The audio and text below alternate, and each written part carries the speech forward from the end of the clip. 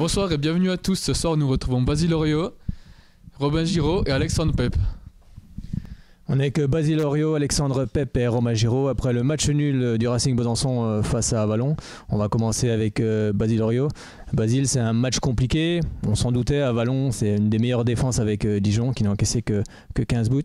Qu'est-ce qu'il a manqué ce soir au Racing Besançon pour faire la décision? Ce qui a manqué ce soir, je dirais un peu de tout, un peu d'envie, un peu de réussite, un peu de jeu, un brin de folie qu'il fallait emmener. Et ce soir, on n'a pas fait le job. C'est vrai qu'à la 31e minute de jeu, il y a ce tir aussi qui finit sur le poteau. Et vous marquez à la 36e minute de jeu. Ça vous a en quelque sorte réveillé?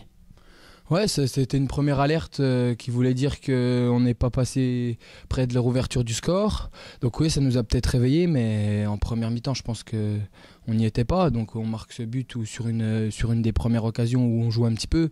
Mais sinon, je pense qu'on n'a pas assez joué. Et puis après, on se fait punir, je pense logiquement, avant la mi-temps.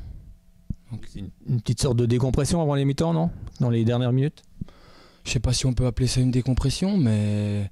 Ouais, il manquait quelque chose pour revenir à 1-0 à la mi-temps et on l'a pas fait. C'est vrai que vous avez, en seconde période, ça a été compliqué également, mais il y a eu ces 20 dernières minutes où vous auriez pu ouvrir le score avec cette tête de Fourier, avec Bentard également, cette occasion.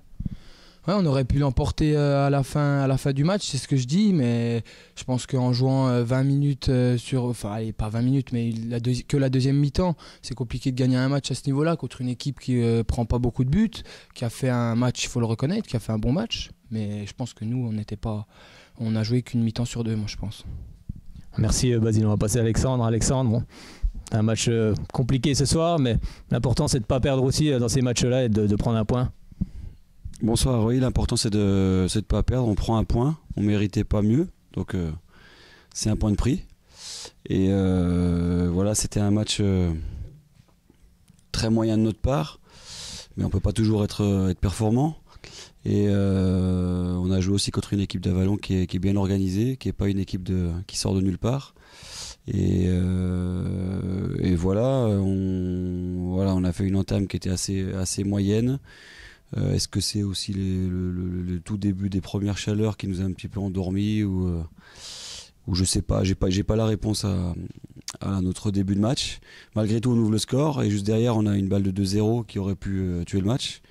Et je sais pas comment on peut ne pas marquer, mais à l'arrivée, ça fait un partout à la mi-temps. Et puis deuxième mi-temps, c'était un petit peu, on a poussé, mais de manière désorganisée. Donc moi personnellement je suis pas fan de ce genre de match, mais ça fait partie d'une saison. Voilà, on s'est emmerdé pas mal de temps ce soir, mais voilà, ça fait partie d'une saison. On peut pas toujours être bon, on peut pas toujours gagner, et il faut accepter. Et comme vous l'avez dit, on n'a pas perdu, on a pris un point malgré tout.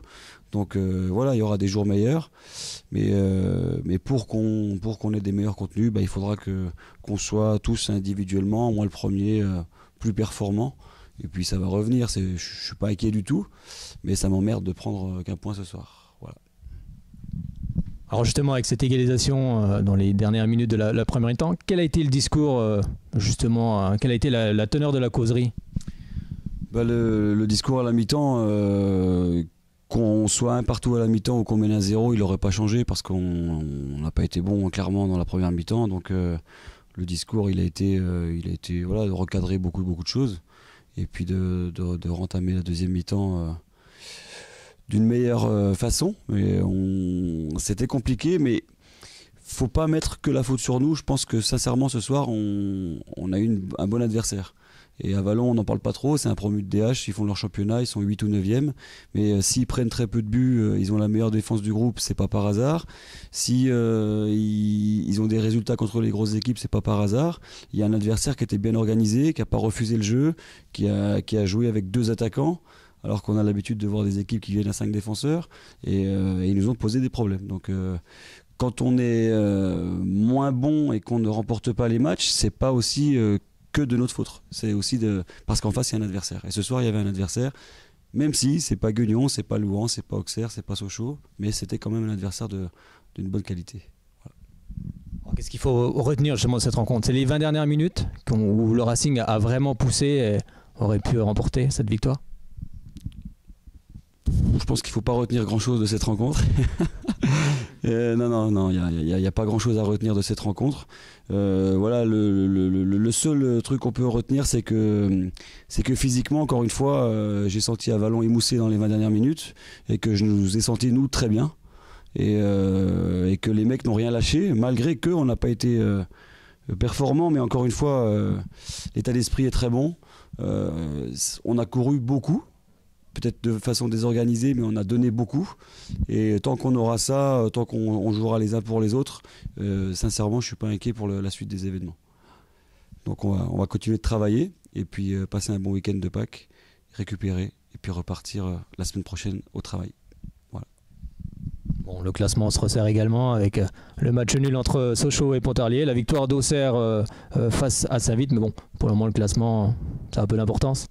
Exactement. Le classement, très sincèrement, c'est pas que je m'en moque, mais c'est moi le classement, je le fais par rapport au contenu des matchs qu'on a fait.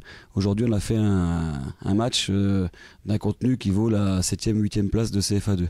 3 derniers matchs, on a fait des matchs d'un contenu qui valait la première place de CFA2, de N3 pardon. Donc si je regarde le classement des contenus ce soir, on sera 7 ou 8e et on va essayer de travailler la semaine prochaine pour rendre un contenu qui nous permettra d'être devant au classement.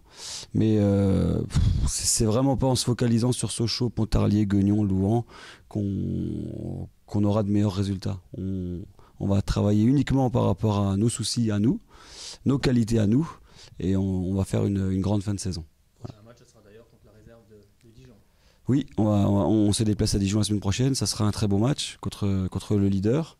Et une équipe qui joue sur un terrain qui sera bon à Dijon. Donc ça sera une belle partie. Et puis voilà. Merci Alexandre. On va passer à Romain Giraud. Bon, je suppose que l'analyse va être là à peu près la même. Bonsoir.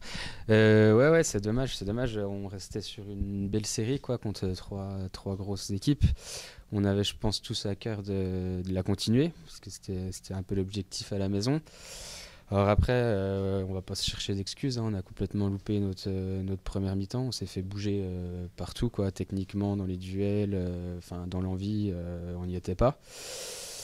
Donc est-ce qu'on s'est vu peut-être un petit peu trop beau après la victoire, ça à nous d'en discuter entre nous. Je pense pas, mais peut-être qu'inconsciemment on s'était peut-être un petit peu relâché et puis voilà. Alors après, comme l'ont dit Basile et le coach, ce qu'il y a de bien encore une fois, c'est que même quand on est un peu moins bien, un peu moins bon, on prend des points, même si on n'avance pas forcément, on prend des points. Donc il y aura quelques leçons à retirer de ce match sur le plan collectif, individuel, etc. Mais faut qu'on continue de travailler comme on l'a dit, pas se soucier des autres, parce qu'on sait que quand on joue bien, je crois qu'il n'y a pas beaucoup d'équipes qui vont nous mettre en danger. Et puis quand on est un peu moins bien, c'est comme ce soir, peut-être faire le dos rond et puis essayer de prendre le maximum de points possible. Là, ce soir à Vallon, je pense qu'il méritait peut-être même un peu plus, parce qu'on peut rentrer à la mi-temps avec 2 ou 3 buts contre nous. Et donc, même si on aurait pu marquer et tuer le match avant. Mais voilà, faut regarder le positif, je pense. On reste sur une belle série, l'équipe elle va bien, elle vit bien, les joueurs, on est tous plus que potes. Donc voilà, faut continuer et puis continuer la série, faire du mieux possible. Et puis le bilan, on le fera dans 2-3 matchs après Dijon, après Auxerre, etc. Oui, la série continue avec 9 matchs sans défaite. C'est ça aussi l'important, mais l'important ce soir, c'était surtout de prendre ce point.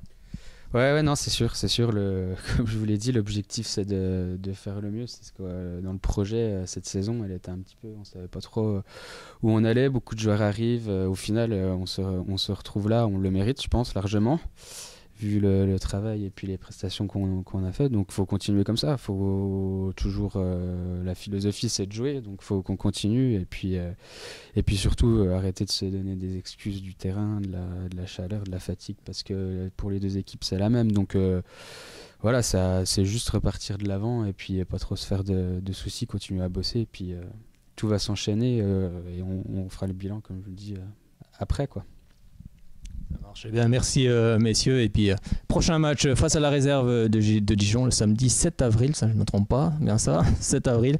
Donc on espère bien sûr une victoire du Racing Besançon. Merci beaucoup. Merci à tous de nous avoir suivis. À bientôt pour de nouvelles aventures sur Racing TV et passez de joyeuses fêtes de Pâques.